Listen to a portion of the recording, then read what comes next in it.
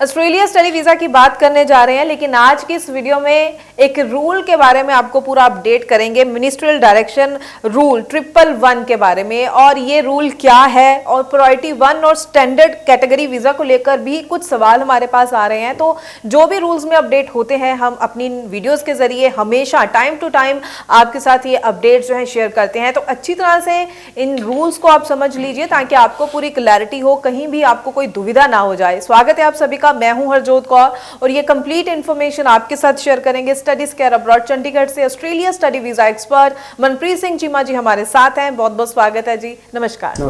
तो मनप्रीत जी जरूर बताइए इस रूल के बारे में, ये आखिर क्या क्या चेंजेस आए हैं और इन सभी चेंजेस के साथ अब स्टूडेंट्स के प्रोसेस, फाइल प्रोसेस में कैसा फर्क दिखने को मिलेगा।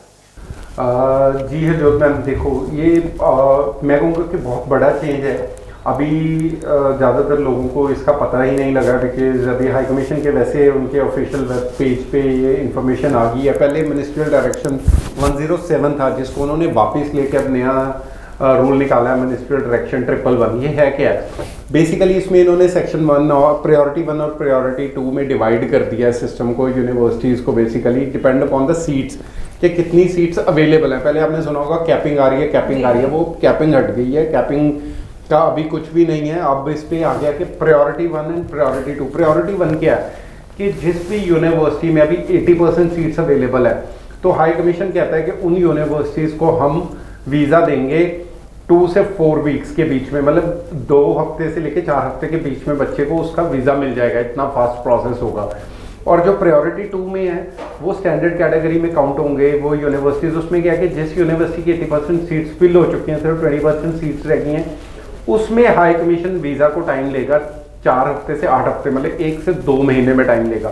तो इसका मतलब क्या है? इसका मतलब है कि ये हम मान सकते हैं कि जितनी जल्दी आप अपनी वीज़ा फाइल को प्रोसेस में लेके आओगे, हाई कमीशन में लॉन्च करोगे, और जितनी ज़्यादा सीट्स यूनिवर्सिटी में अवेलेबल होंगी उतनी जल्दी चांसेस है आपके वीज़ा आने के।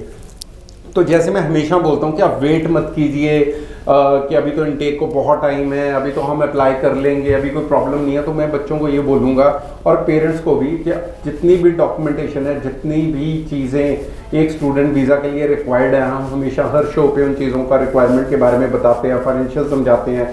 तो मुझे लगता है कि अगर आपके पास 80% इन्फॉर्मेशन तो ऑलरेडी होगी अगर आप हमें फॉलो कर रहे हो, तो कोई भी बच्चा है वो जुलाई इनटेक के लिए अप्लाई करना चाहता है, वो जितनी जल्दी अप्लाई करेगा, जितनी जल्दी फाइनेंशियल्स क्लियर होंगे और हाई कमीशन में फाइल लगाएगा, चांसेस आर देयर कि वो प्रायोरिटी 1 में कैटेगरी में अपनी फाइल लगाएगा और उसको वीज़ा वही 2 हफ्ते से 4 हफ्ते में मिल जाएगा। तो it's a good news for the students. हाँ, उसके लिए आपको हमारे पास ज़रूर कॉन्टैक्ट करना पड़ेगा कि किसी यूनिवर्सिटी की कितनी सीट्स रह गई हैं।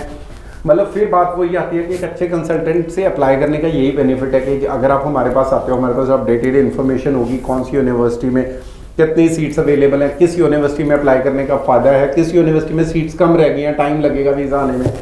तो ये सारी इन्फॉर्मेशन लेने के लिए प्लीज़ आप एक बार ऑफिस में ज़रूर आएँ नेक्स्ट इनटेक के लिए, जुलाई इनटेक के लिए।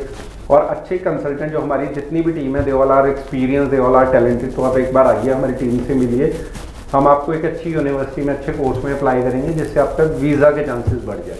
जी, तो मनप्रीत जी ये भी बताइए, जो हम रूल्स में चेंजेस देख रहे हैं आपने जिस तरह से बताया, तो क्या इसका कोई असर आगे रिजल्ट्स में, या ये तो नहीं होगा कि आगे प्रोसेस कुछ स्ट्रिक्ट हो जाएगा? क्योंकि अक्सर स्टूडेंट्स के मन में यही शायद एक सवाल होता है कि शायद अगर जब भी रूल चेंज होते हैं किसी भी कंट्री के, तो शायद वो स्ट्रिक्ट हो जाता है। लेकिन इस रूल का अपडेट होने से, चेंज होने से पूरे प्रोसेस में या रिजल्ट्स में किस तरह का असर देखा जा सकता है? मैं तो ये बोलूँगा कि ये पहले से इजी हो जाएंगी चीज़ें, बिकॉज हाई कमीशन भी चाहता है कि बच्चे आएँ पढ़ें ऑस्ट्रेलिया में। तभी उन्होंने ये बोला कि जितनी ज़्यादा सीट्स होंगी उतने ज़्यादा ब्राइट चांसेस है वीज़ा मिलने के। अगर कोई यूनिवर्सिटी है, फॉर एग्जांपल किसी एक यूनिवर्सिटी के पास 2000 सीट्स हैं और बच्चा आज अप्लाई कर रहा है, जब उनके पास ऑलमोस्ट सारी सीट्स अवेलेबल है, तो हाई कमीशन बहुत कम डॉक्यूमेंटेशन, मतलब बहुत ज़्यादा चेक के बिना वीज़ा के चांसेस हैं कि बच्चे को वीज़ा देगा। जितनी सीट्स कम होती जाएंगी ऑब्वियसली, अगर मान लो मेरे पास 10 सीट्स हैं और फाइल्स मेरे पास 20 हैं, तो वो 10 को ही वीज़ा मिल सकता है। तो दूसरे 10 को तो जहाँ तो रिजेक्ट होगा, हाई कमीशन रिजेक्ट करेगा, जहाँ किसी भी रीज़न से जहाँ डेफर होगा।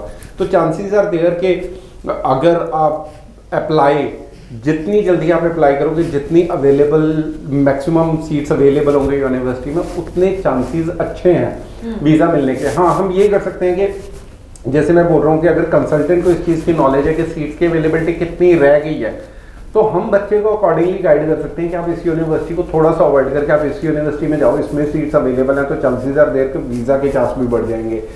तो अगर कोई भी बच्चा अप्लाई करना चाहता है तो वो जितनी जल्दी अप्लाई करेगा उतनी जल्दी उसको वीज़ा मिलेगा। जी, तो जल्दी अप्लाई करेंगे, जल्दी वीज़ा पॉजिटिव रिजल्ट देखे जा सकते हैं। तो सभी स्टूडेंट्स जो कि जुलाई इनटेक के लिए अप्लाई करना चाहते हैं, तो आप जल्दी से जल्दी ज़रूर अपनी तैयारी पूरी कर लीजिए। सही डॉक्यूमेंटेशन और सही फंड्स के साथ आप अप्लाई करेंगे तो आपके ब्राइट चांसेस रहने वाले हैं। फंड्स को लेकर इसी चैनल पर आप और वीडियो देख सकते हैं जिसमें पूरा फंड्स का प्रोसेस आपको समझाया गया है। उसके अकॉर्डिंगली आप पूरी तैयारी कीजिए। फिर भी कोई सवाल है आपके मन में जुलाई इनटेक को लेकर, कोर्सेज को लेकर, अप्लाई करना है, प्रोसेस को लेकर, फंड्स को लेकर, कोई भी सवाल हो तो नंबर लगातार डिस्प्ले है, इस पर जरूर कॉल कीजिए या फिर स्टडीज केयर अब्रॉड चंडीगढ़ के ऑफिस आप विजिट कर सकते हैं। अपने डॉक्यूमेंट साथ में जरूर लेकर आइए ताकि उन डॉक्यूमेंट्स की असेसमेंट की जाए और उसी के अकॉर्डिंगली, आपकी प्रोफाइल के अकॉर्डिंगली सही कोर्सेज और सारी ऑप्शंस आपको टाइमली गाइड की जा सके। बहुत बहुत थैंक्स मनप्रीत जी, ये पूरी इन्फॉर्मेशन आज आपने स्टूडेंट्स के साथ शेयर की है।